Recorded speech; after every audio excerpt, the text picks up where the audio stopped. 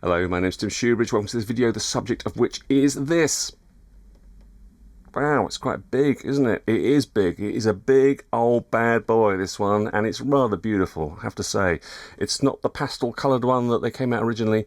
It's a black one, which is what they're selling now. It is, of course, the Erica Synths Perkons HD-01.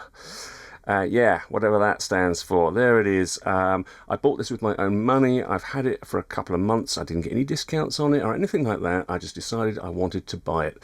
Now, this is not going to be a typical review video. If you want to know all the nuts and bolts about what this thing can do, then there are videos out there already.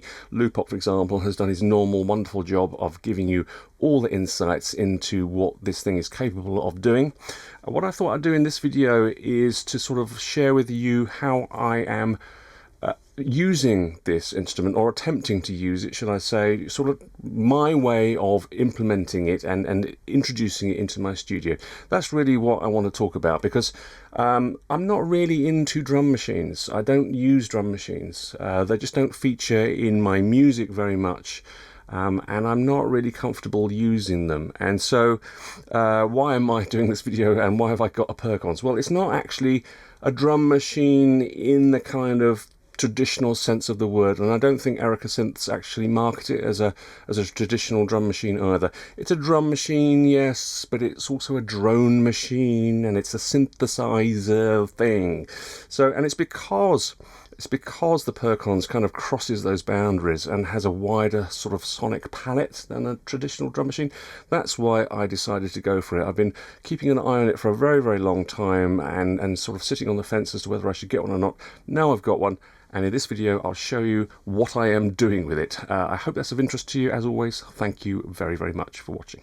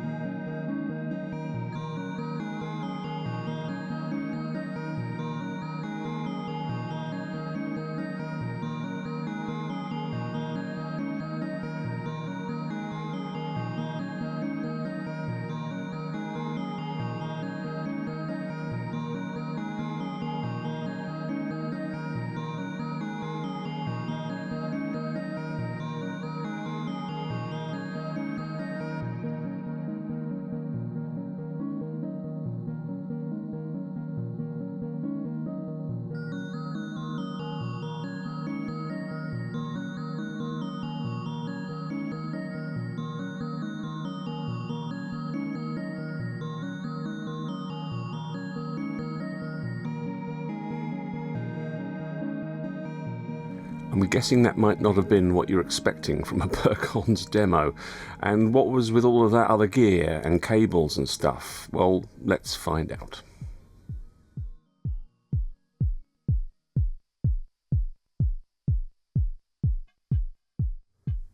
Now, one of the sounds that comes from the Perkons, which I heard in demos before I bought it, and which really sold me on it, was this wonderful sound you can get with a third synth voice. This car plus strong, twangy, plucky sound.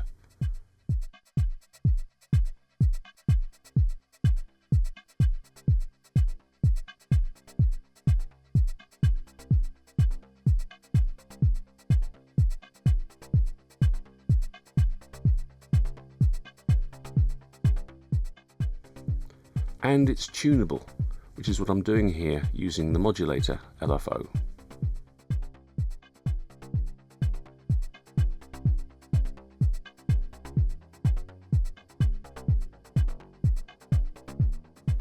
Just switching to square wave.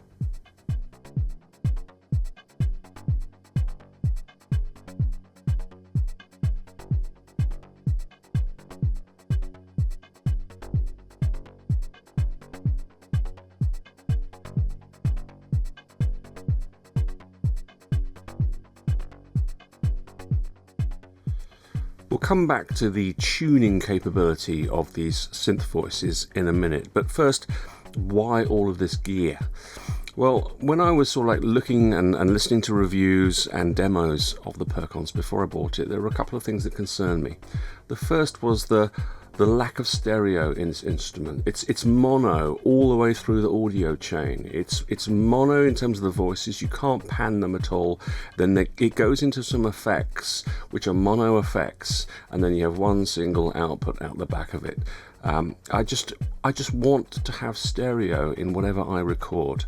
Now, the Perkons does give me stereo because it gives me the ability to take individual outputs from those synth voices. But then obviously I need a stereo mixer to be able to take those outputs, pan them how I want them, mix them as well.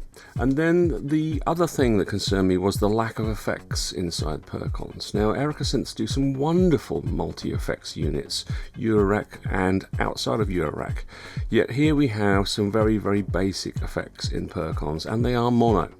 We've got a delay effect and we've got a compressor. They sound great, but they're mono. So again, I'm going to want to, as well as having stereo, I'm going to want to apply my own effects, stereo effects, to each of the individual synth voices, and then maybe apply some other effects to the whole mix. And that's where this mixer comes in. This Allen & Heath Z14 mixer is brilliant. It sounds wonderful. It's got 4 separate mono aux outputs, which I can then feed into stereo effects that give me stereo returns. And the Allen & Heath mixer also has 4 pairs of stereo returns controlled by those blue faders. So I can really use this mixer to do whatever I want to in terms of effects and apply them to the individual synth voices, pan them how I like, set the levels, EQ, everything. It really is, for me, a really good solution. But look at the size of that mixer. It's bigger than the Perkons, and the Perkons is pretty big already. I had to do a hostile takeover of my kitchen table to do this recording, and there still wasn't enough room on that table.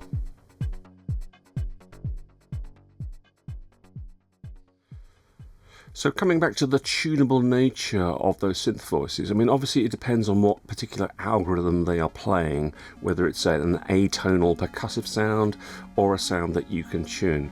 But you can tune them, and you can play them chromatically, not just with the LFO, but also with any MIDI controller, whether it's a keyboard or your DAW or an external sequencer or whatever else. With the latest firmware of this Perkons, you can play the synth voices chromatically.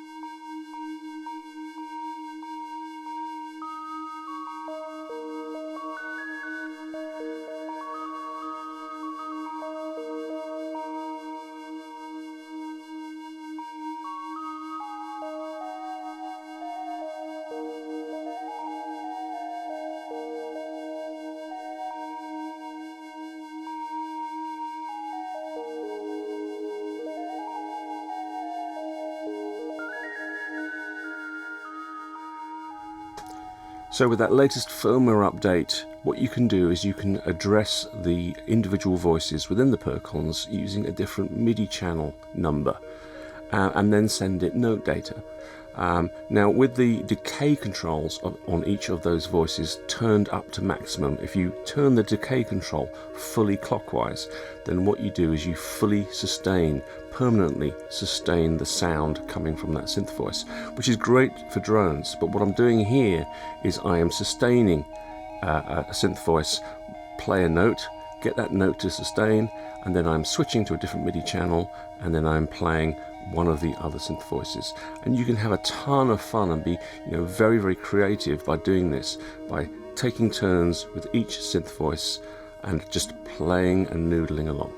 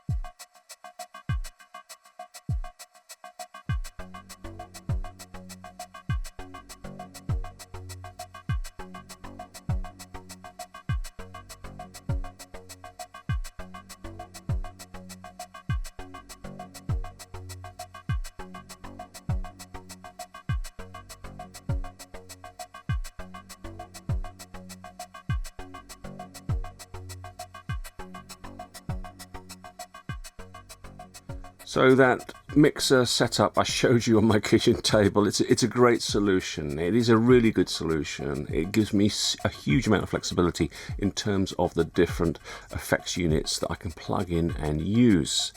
But it takes up a lot of room, and most of us don't have that much room. So here's another solution that I came up with. Maybe there are others. Maybe you can think of other solutions yourself.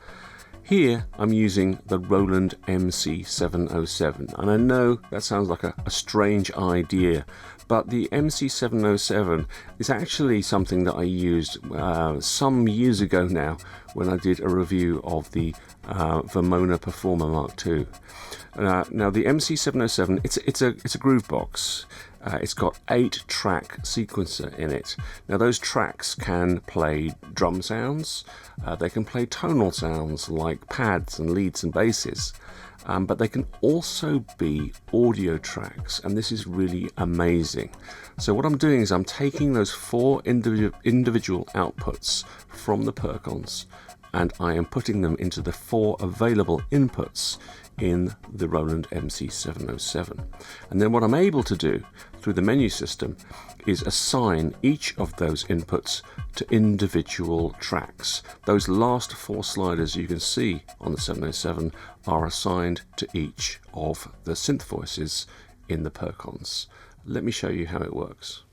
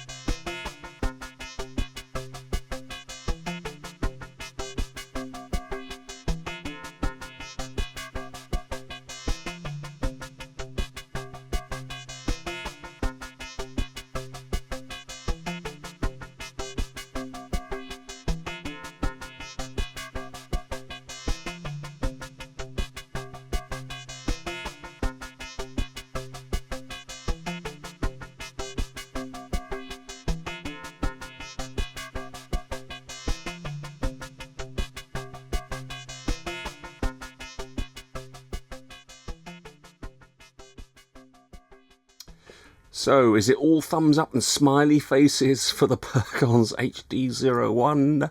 No, it's not. It is slightly frustrating. It's defined as much by its limitations as it is by its expressive capabilities.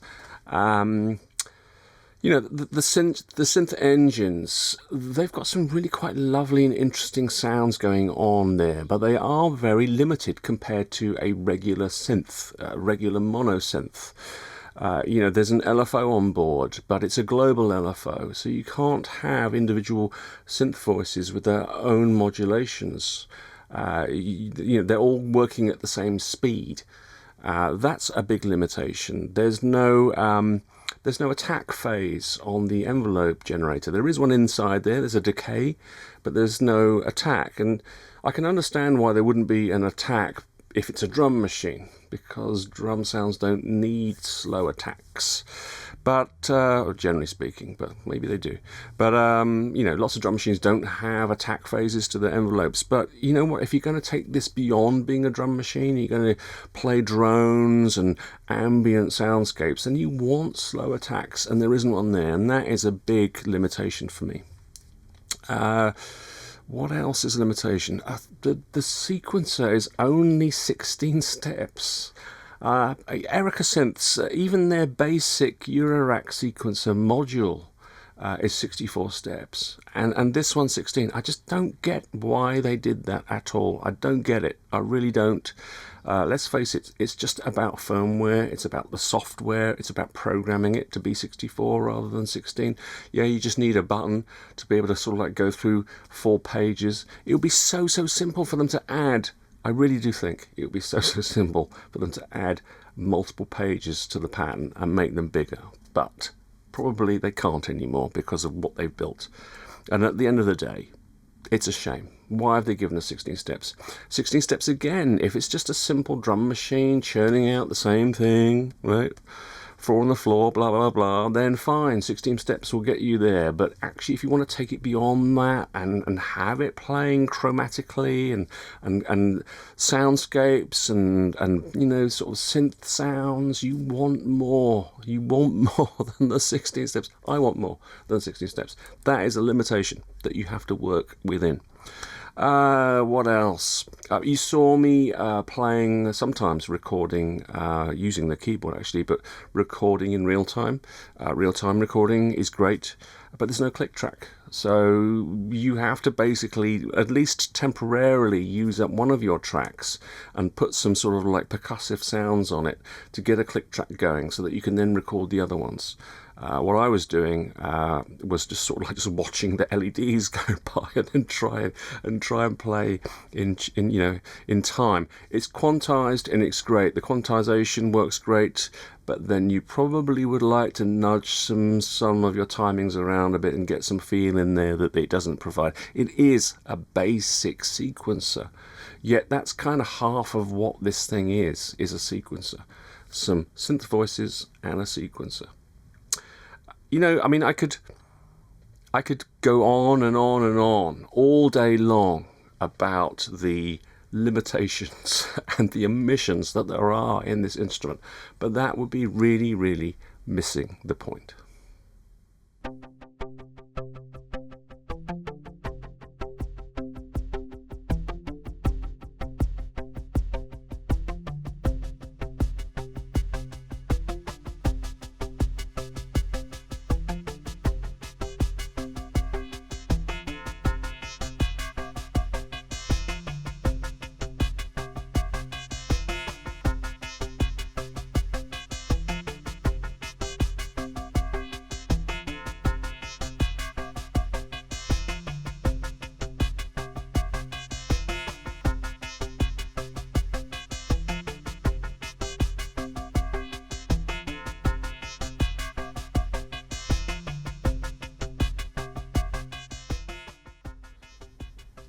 What drew me to the Perkons in the first place was the really wonderful sounds it's capable of generating, sort of somewhere between percussive and tonal, somewhere in that gap in between.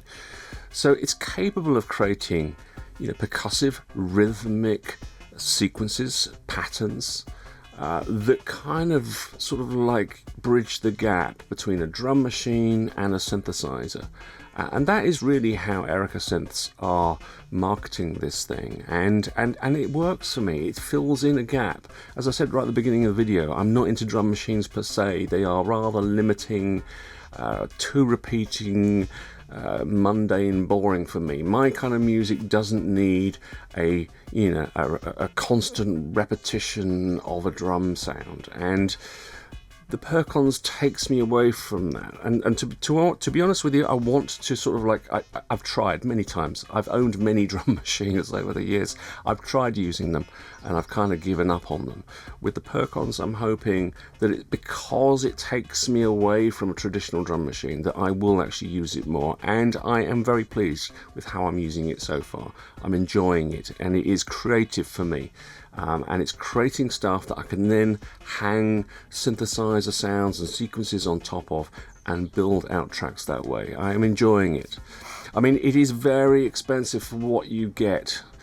A mono signal chain, just 4 voices that you can play in your rhythm, in your pattern that you create, and 16 steps in your sequence. It is very, very expensive for what you're getting. So it's not going to be for everybody at all. It really isn't. But I don't want this to end on a negative. It's, you know, whether you can afford it or not is entirely up to you, between you and your bank manager. It's an expensive instrument, but it's a creative instrument. And it has a kind of a niche. It fills a gap. For me, so far, it's a thumbs up and a smiley face, despite all the limitations, despite the omissions, despite that it could be so much better than it is. I'm really enjoying it. The sounds are really inspiring. It's a very creative box. I was going to say little box, but it's a big box. Please let me know what you think in the comments below. I know it's expensive. You don't have to go on too much about the cost of it, but let me know what you think. What do you use to inspire you to create rhythmic sequences? Where maybe they're just completely percussive, so we're talking about drum machines, or maybe they are sampling groove boxes and whatever. It's a big market. There's a lot of choice out there. Do let me know what you're using and what you think of this instrument, and actually what you think would make it better than it is. As always, thanks very much for watching.